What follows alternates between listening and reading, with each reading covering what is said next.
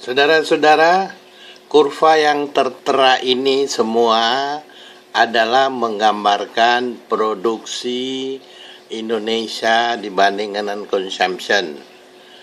Dilukiskan di titik-titik koordinat yang mana productionnya adalah yang ini, kemudian yang merah adalah pemakaian kita selama ini.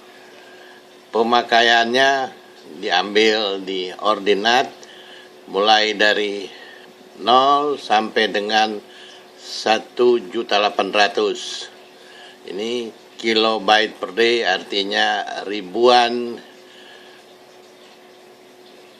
barrel per hari. Nah, saudara-saudara, produksi ini menggambarkan sejak tahun 65 sampai dengan 2014. Saya ingin menyampaikan apa sih gambaran yang bisa dilihat daripada kurva ini. Pertama-tama kita mulai dulu dengan OPEC. Kita dulu anggota OPEC dari tahun 1961 sampai 2006. Situ menggambarkan kita menjadi anggota OPEC karena produksi kita adalah tinggi dan dulu pada tahun 77 adalah boom. Produksi semuanya ini sampai tahun 2001 adalah dilaksanakan Pertamina, yaitu Pertambangan Nasional Indonesia dengan Undang-Undang Nomor 8. Nah, karena kita lagi booming, jadi pada saat itu walaupun Pertamina bekerja dengan at cost, artinya bekerja dengan break even point, jadi tanpa keuntungan, toh harganya dijual sudah tinggi.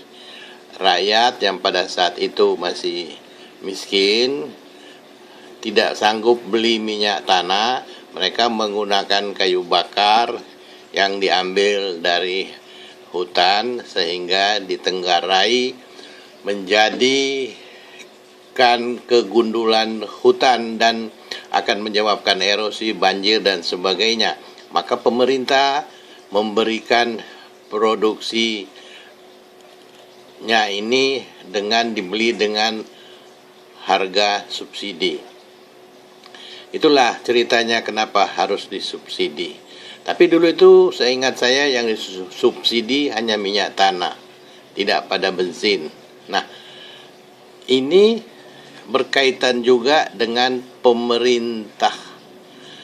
Dari tahun 65 sampai dengan tahun 98 dan kemudian 98 sampai 2014. Siapa pemerintah dan ya tentunya siapa presidennya waktu itu yang memegang kendali negara ini.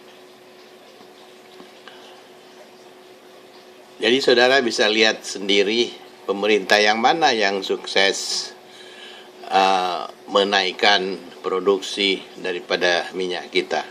Dan pemerintah mana yang unsukses, yang tidak sukses dan menyebabkan produksi kita menurun.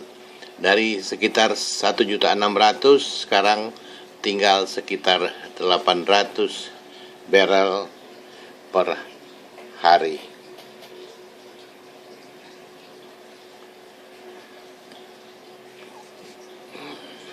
Nah, karena kita menurun terus, pemakaian menjadi lebih tinggi, sehingga kita di poin ini tahun 2004 digolongkan sebagai negara net importer country.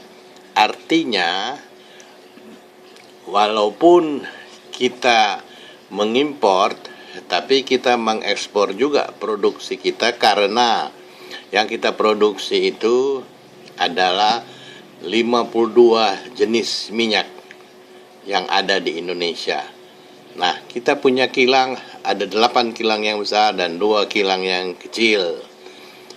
8 kilang ini tidak semua jenis dia bisa produksi. Dari 52 jenis itu ada banyak jenis yang tidak bisa diproduksi oleh kilang-kilang di negeri kita ini, yaitu di Balikpapan, di Dumai, Pelaju, Sungai Gerong, Balongan, Cilacap, dan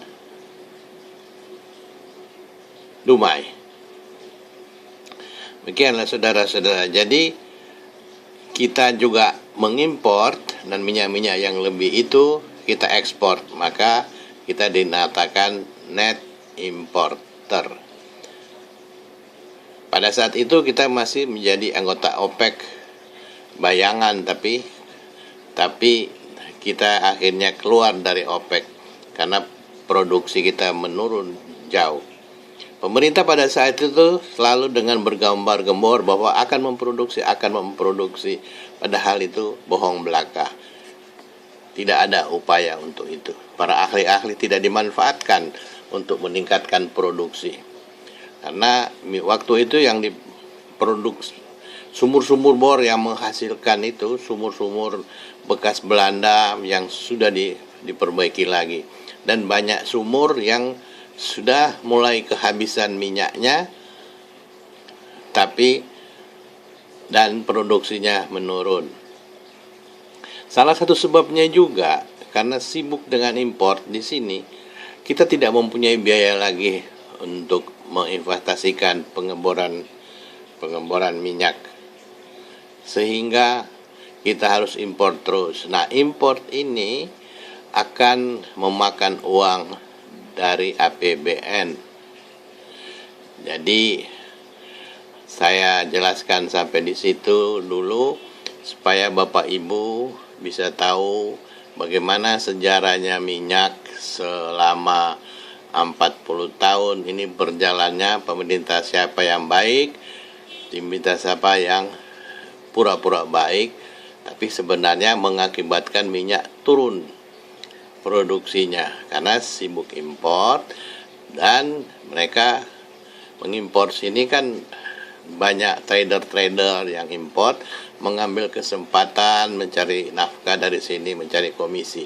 Inilah yang disebut, daerah inilah bermain yang disebut dengan mafia migas. Terima kasih, nanti saya lanjutkan lagi karena saya tidak boleh lebih dari 15 menit untuk upload ke YouTube. Terima kasih.